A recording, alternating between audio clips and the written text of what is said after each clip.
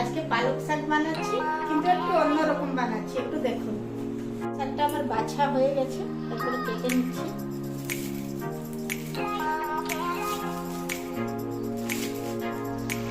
পালক শাকটাকে ভালো করে ধুয়ে নিচ্ছি, দুবার জল দিয়ে ধুয়ে নিচ্ছি।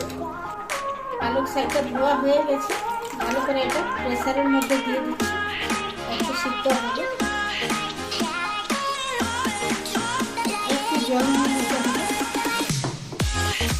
পালক শাকটা ভালো করে গ্যাস অন করে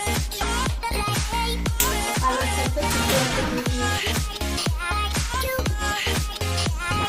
গ্যাসটা বন্ধ করে দিয়েছি, পালক শাকটাকে ঠান্ডা হতে দিয়ে দিচ্ছি। যখন শাকটা ঠান্ডা হয়ে গেছে, একটা জারের মধ্যে নিয়ে নিচ্ছি, ভালোভাবে পেস্ট করে। পালক শাকটা একটু কম আছে বলে একটু টমেটো নিচ্ছি, 4টে রসুন নিচ্ছি, 1টা কাঁচা লঙ্কা।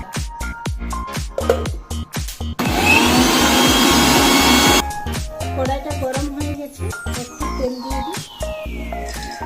পেস্টটা রেডি হয়ে গেছে, তেল গরম হয়ে গেছে, দেখি।